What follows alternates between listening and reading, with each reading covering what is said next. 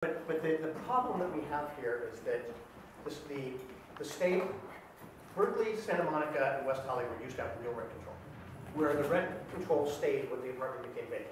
All right, you rent an apartment out for $1,000 a month, that's the rent, plus a cost escalator forever. All right, even if a tenant moves out. The landlords went absolutely crazy. They sued Berkeley, they took it all the way to the United States Supreme Court, they lost.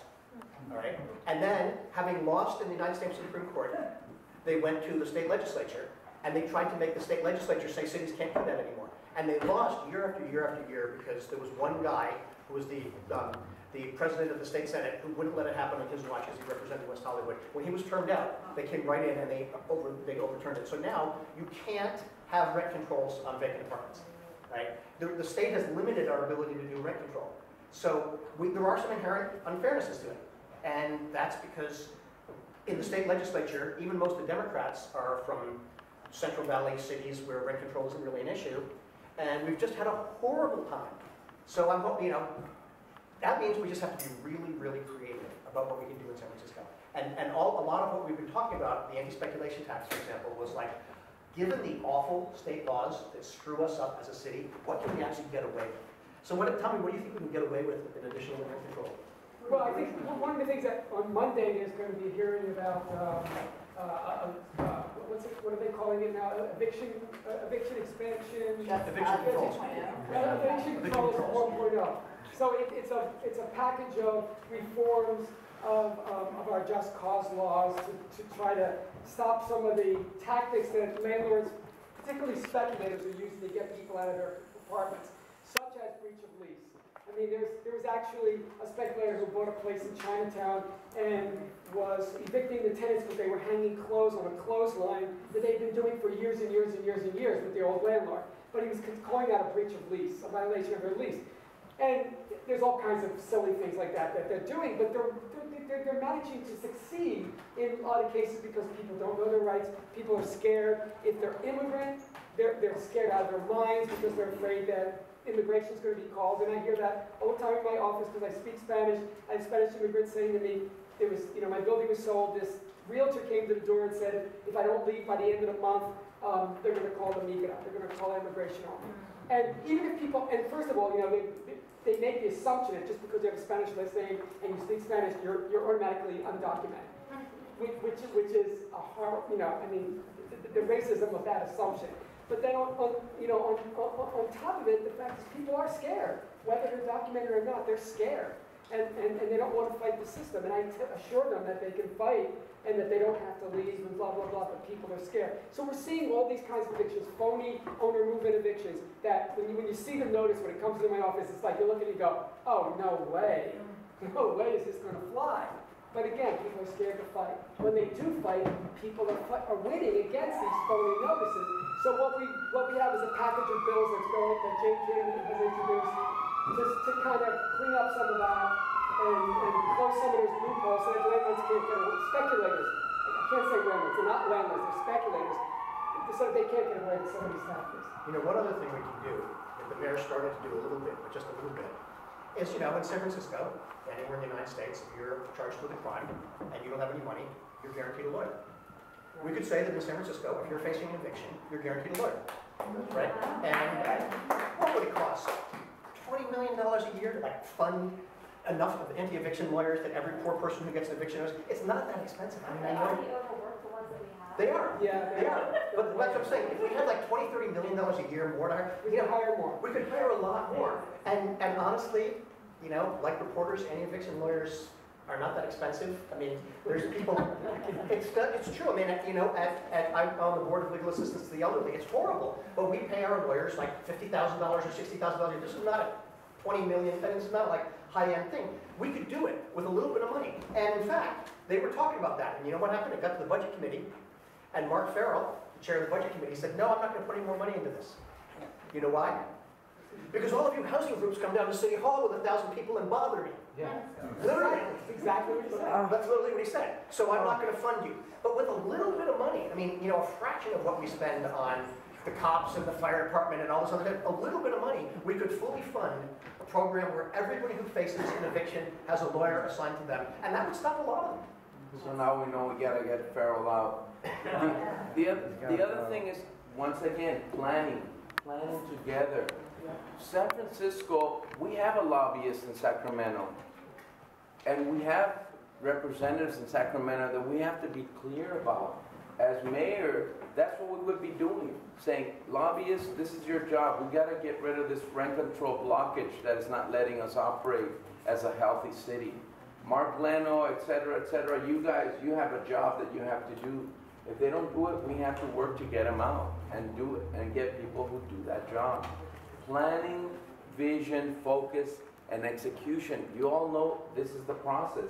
I think another piece that goes with rent control, by the way, on the issue of this rent control piece, a small example of community education and passing the word. The Archdiocese of San Francisco put out, through their concerns office, put out a little leaflet saying, if you're getting evicted, call this number. 606 London Street in Excelsior, a woman three families living in one house getting evicted, 3 of them handicapped, and they're getting, again, another of these phonies, probably an illegal eviction happening. Well, they got the sheet of paper, they called the diocese, they got the thing going, and now they're fighting the eviction. They would have been out last week. They're fighting it, surviving. But another piece is affordability. We, like Tim was saying, we tax the big companies. They can actually become heroes. Throw them Google buses out of the neighborhood, tax them, fund in a good way, muni. We all get to, I won't say free muni because we already paid for it, but a zero muni, or as they say, free muni, we all benefit as working people. But what you got going right now is a double class within the working class, right? You get these super little IT buses for the chosen folks who've been brought in from other places, and the rest of us get not that much bad of a muni, but the rest of us get muni. They could actually tax these companies, and we could all have a great muni. So affordability is one of them. So why don't you all also talk about the relationship between the city and the tech companies? Because of this tax break, the tech companies were supposed to, quote, give back. And there's been a lot of studies about what they have given back, what they haven't given back. There's a new computer lab that opened in the Tenderloin, funded by Twitter. Zendesk has been a little better than some of the others. Okay, still. so what is your assessment of this relationship, and what would you change? What would you do? Like, what would you ask from the tech companies? I already said, You said the $1 billion billions. for the community. Yeah. What would you say to them? I'm on the board, as I say, of this nonprofit legal assistance to the elderly, which is exactly what it sounds like. We provide free legal assistance to seniors who don't have any money, right? And it's a small operation. We got like 5 lawyers, right? So we used to have an office on Market Street, right near where right near Transit, right near BART, easy to get to. Well, the rent went up. And why did the rent go up? Because of the Twitter tax break, right? So the rent went way up. So we had to move to Sutter Street on the side of a steep hill, where a lot of our clients can't get there. Because they're elderly, they are mobility impaired, they can't get there. So Twitter, all these community benefit agreements, you know what they want to do? They want to help you build an app, or they want to help you with your website. Legal assistance to the elderly doesn't need help with a website. It needs money, cash, to pay the rent. Right? And that's what these guys aren't doing. They're all coming in and saying, well, we can help you. We can help nonprofits. We can help you come in and we'll send one of our engineers to help improve your website. That's not what nonprofits in San Francisco need. They need money. They need cash to pay their rent and their staff. And the tech industry has driven up rents in an area that used to be home. I mean, part of the there's displacement going on all over residentially, but there's also displacement in nonprofits. That whole mid-market area used to be home to a lot of nonprofits that serve the community. And if you are serving at-risk youth in the Tenderloin, you can't move to Oakland. It doesn't work. You've got to be where your clients are, right? So the tech industry has not taken any responsibility for the displacement it has caused to nonprofits. And what they need is rent subsidies. That's what they need, and that's what the community benefit agreements ought to be. None of this, I'm going to send someone over to help with your tech support. No, it should be, we're going to give, $10 million a year for rent support for nonprofits who otherwise would be priced out because of us. Right? And that's not, the thing that gets me about the tech industry is, I don't think most people in the tech industry are taking responsibility for what they've done to the city. Right? I asked all the tech workers to sign a pledge. Does that sign a pledge? You never move into a place where there's been an eviction. Don't buy a house, don't move into a house, don't even look at a place where there's been an eviction. It's easy to find out. The Any Eviction Mapping Project has this nifty little thing, you type in an address, and it will tell you if there's ever been an eviction there. If there has, don't buy it. You see how far I've gotten with that. So, but there's another area to that piece, community benefits agreements. The corporations, particularly the builders, for example, the hospital folks that are building over the old Cathedral Hotel, they promised 40% local hire. They haven't even completed 11%. So through the Commission of Human Rights, we could actually, if that had any teeth in it, we could actually say, you're not getting paid until we see 40% of their labor is local hire. Name, last name, and address. None of these ghost hiring lists as they do in third world cities. and they're doing here. So I think that's another area that goes to affordability, that goes to the area of support, and it goes to what Tommi was saying that we need to do starting today, not November 3rd, not January 1st. And that's why I switched to the green, so you could vote green and scare the hell out of me. You can register green, that's right. I want to ask you about homelessness, because I find that the groups that are working on homeless issues obviously talk about these issues, but when you talk about gentrification and the changing city, homelessness just doesn't come up as much as I would assume it would, because it's really getting worse. I was at the Pal BART station a couple weeks ago counting the bodies on the ground. Usually it's around 5 to 10. This time it was like 24, just in the Pal Street station. So Tommi, I saw this on your Facebook page, and I just wanted to read this from the Bay Area Reporter online. It found that San Francisco officials released a report showing 29% of the city's homeless population identify as LGBT, the same figure that was reported in 2013. The Chronicle had a piece recently about how the homeless population is getting sicker and older. Then they also took a look at where the homeless are going. So because there's so much development downtown, they're going to places like the Marina, the Castro, so these neighborhoods that maybe you had your person you knew on the street, and now it's just getting, the numbers are growing. So can you talk about, first off, this is you focus on this issue. What are the changes that you've seen in the past couple of years? And what about the response from city officials? Well, the second part is easier to answer. The response from city officials has been dismal, absolutely dismal. It's a total disgrace that the city has not done more and done more that would be effective. I'm just seeing like you, I've seen more people. I live in the Castro and I work in the Mission. The Mission, there's definitely been a huge increase in, especially homeless encampments in the Mission, and they become little communities. And one of the things that Bevan Duffy has said, who runs he's the homeless czar in San Francisco, Mayor's Office of Hope, one of the things that he did was so big with the Navigation Center was to try to bring in some of these groups that are living in the Mission and try to bring them into this Navigation Center, make it welcoming for them, and try to then get them into permanent housing, primarily in hotels.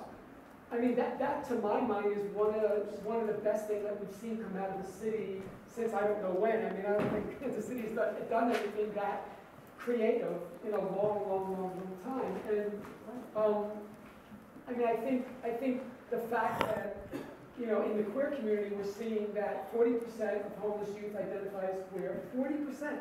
That's 4 times the number that we supposedly are in the population. The number that Chicago uses, that we're 10% of the population. The fact that 40% of homeless youth identify as queer shows that there is a problem. And the problem is, it's all connected to the housing crisis and the cost of rent. Because San Francisco is a city of refuge. Queer kids have been coming here since the late 60s because it's a city where you can get more acceptance than you could anywhere else in the country, including New York. So they're coming here. They're still coming here, even though the rents are really high. But they're coming from places where they're getting beaten up, you know, where they're getting kicked out of their houses. They come here because this is where you go, because this is where you're going to be accepted, no matter who you are. But they come here, and even if they get a job, they can't afford the rents. And you know, back when I moved here 24 years ago, I moved into the Castro. I worked in a different light bookstore. I was getting minimum wage, but I could survive on it. You know, I had a 2-bedroom apartment for $800 a month, and I had 2 roommates at the time. And we were all minimum wage jobs, and we made it. And that's what all these young people were doing. Because I was working in the heart of the Castro. young people were arriving still all the time, but they were moving into these flats in the Castro. You get a flat for $800. You have 3 or 4 people living in that flat. So you're paying $200 a month. You can have a minimum wage job down in Castro Street and afford the rent. Well, the dot-com boom hits, and suddenly that $800 apartment is $1,500, and then it's $2,000. And these kids were getting kicked out along with everybody else because the landlord was saying, these guys are paying $800, I can get $1,500 for this. So what did they? They ended up on the streets. And then we had tons of homelessness in the Castro, and that's when we set up a whole bunch of youth shelters. There was a lot of controversy in the Castro about these kids and blah, blah, blah. We're seeing in the Castro, I think, is we still have all these queer kids, but we also have other folks who don't identify as queer, but they're coming to the Castro because they perceive it as a safer place to be homeless. And the neighborhood is still going crazy, which is a great, I find that shameful. The Merchants Group is very anti-homeless. The Castro Benefits District is very anti-homeless, and we're constantly battling them. And the fact that our LGBT shelter is in the Mission and not the Castro, to me, I mean, I love the Mission, and I'm really glad the Mission welcomed us, but it should be in the Castro. And we first approached Scott Wiener, the district supervisor, and we wanted to do it in the Castro, and he said, no, I won't support you because the neighbors and the merchants won't support it. And that's why we went to David Campos, and of course, David Campos said, yes, let's do it in the Mission. You know, but so I think it just is getting worse and worse, and it's increasing in a lot of communities, including the queer community. It's increasing, and the fact that this homeless count for the second year in a row is showing that the numbers are staying the same. That's a sign that nothing's being done. And I lay a lot of that blame on Scott Wiener. As the queer supervisor of the queerest neighborhood in the city, what is he doing? You know, David Campos, who's also queer, I mean, to his credit, at least, he's supported us all the way with Marty's Place and with Jazzy's Place. And every time we've gone to him with an idea for helping, he's, of course, welcomed us and given us all the support he can. But he's only one person. You know, where's the rest of the system? And it's not just queer homelessness. Where is the system in doing something? I don't see it. Tommi, I keep hearing the statistic. We just asked Tommi a question. I keep hearing the statistic. The number 1 cause of homelessness in San Francisco is eviction. Do you think that's true? Yes. I think it's that combined with people coming here and not being able to afford rents. I think those are 2 heavy contributors to that. Yeah, but I think it's still over 100 people that die on the streets every single year. But there's a number that is invisible, which are the families who refuse to leave, L-E-A-V-E, are homeless and are living in their cars, but basically are homeless, are sharing a sofa, are sharing a living room, 2 or 3 families to a place. It's not easy to become homeless, actually. It's a long road to get there. And it has a lot to do with mental health. It has a lot to do with physical health. And for Mayor Lee and for the mayor's office, it has a lot to do with funding of public health and public health workers and the outreach and the work that is done. Just like we don't have enough education on your legal rights, we don't have enough outreach in the area of public health, with both through the school system, through the service agencies, through the service to the elderly. So it really is pushing the whole lack of affordability and the whole myopic operation based on immediate cash. That's what has become the operation. The MO of the City Hall has created a serious problem of public health that we need to address and we will address. And I just wanted to say that on a personal level, when I was being threatened with displacement, and I knew I only had a couple months to find a place, and luckily I did. It's so important for us, if you do have a couch, if you do have a spare room, let a friend know if you hear that, because this happens all the time, and we have a great guest policy in my house, and so whenever I hear that someone they found out that they're getting evicted or displaced, I let them know right away. You have a couch to stay on for at least a couple weeks. That is huge. Don't forget the importance of that. But secondly, in 1906, we had a crisis with an earthquake and people were displaced. And what happened in Dolores Park? The cottages popped up. Don't let the permanent be the enemy of the good. interim housing that we could create for our homeless neighbors right now, even though it's not ideal, it's better than being completely exposed to the elements. And so I'm really interested, and I was thinking about this the other day, wouldn't it be an amazing thing, because my mind likes to connect the dots, you know, and right now also there's this cultural push there was a group of artists that banded together to get more money added to the budget for the arts, and they were successful and got $7 million extra. It was amazing. ABBA is the group Arts for a Better Bay Area. And one of the cultural areas that they were focused on was the Ohlone, and how do we support Native Americans. And I was just looking at these huts that the Ohlone used to make, and I was thinking, what if we could do a modern day kind of Ohlone hut that we could actually employ Native Americans and people, homeless people, to create these things, that we could actually house people in this interim way. It doesn't have to be that. Let's just, you know, throw in an idea out there.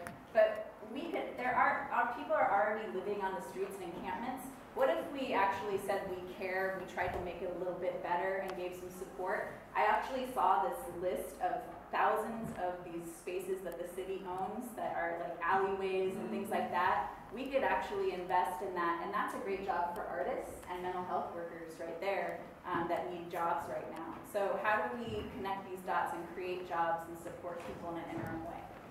Are we running out of time? Yes, we're running out of time. So final thoughts, and then for the two of you, how much commitment and devotion are you going to give toward actually running and competing in this race? So why don't you, 30 seconds, final thoughts. Sorry, Francisco. Final thoughts. Peoplescampaign.net is the website. We've created it in such a way. FranciscoForMayor.com is within that, but it's peoplescampaign.net, so that we can actually house and give space for the kind of activities that Tommi's talking about. Our second goal with winning the mayor's place is to create the space for us to engage as a citywide. So that website is there for our causes to be part of our whole campaign. So that November 3rd, we're not ending a campaign. We're actually at the first phase of a 12-year plan to make San Francisco be a healthy city for all of us together. Peoplescampaign.net. Please donate to that. Help us build that. Do we answer the second question now? It was just how serious are you going to take the race? Well, I've walked out my first formal shoes now. Walking, and we are not dead serious. We are live serious about winning this campaign. We need to move people. We need each of you to donate to our campaigns. We need each of you to sign up as a volunteer. We can do this if we move people. There's 600 precincts in the city. There's 70% of folks who are disenchanted or for one reason or another are not registered to vote. Please help us register them. Please call us. Our campaign manager coordinator, Miguel Perez here, 415-240-1697, 415-240-1697. Our website is peoplescampaign.net and FranciscoForMayor.com that you could reach us at. Thank you. Thank you. And Gracias. if you can take 30 seconds, because we have to clean up and make sure and get out by 9. Sure. So I got into this after Thanksgiving of last year. So I've really dedicated my whole life to this. I live on very little money, but I'm very committed. I've been doing that for years anyway, though. But I'm very committed to making this happen. And because we have to be live serious, we have to be creative. Like I said, I have this cakewalk survey. I want to get 1,000 people to take this survey. I already have 126. Everybody in this room, if you go to yimbyformayor.com/cakewalk, and I'll hand out these sheets too, and pass it around to your friends. If we have 1,000 people who take this, then that is really a push that we can have. We're having the cakewalk event in front of City Hall on August 17th from 5:30 to 7. There will be cakes. They will be decorated with the issues we want to debate and lead on. So, you know, we have to do this in a joyful way and creative way to get people on board. And really, it's going to be voting 1, 2, 3. Whenever you're talking to someone about voting, say, Who are your top 3 choices that you're going to vote for on that ballot? And yimbyformayor.com, I'll pass these out if you didn't get one. We want to remind people that the ultimate goal is to take back the land. That's the solution to the housing crisis. Take back the land. We won't accept anything but that. We need to, in terms of development, we need to totally stop luxury condo development until we have enough affordable housing built. But we also need to give control of development in neighborhoods to the people who live in those neighborhoods. They should be the planners, not the planning commission. And finally, we need to go back to the idea of a war on poverty and homelessness. And I use war even though I'm anti-war, but we need to have a movement that is going to actually get down and do the nitty-gritty and end poverty and homelessness for good in this country and in this city.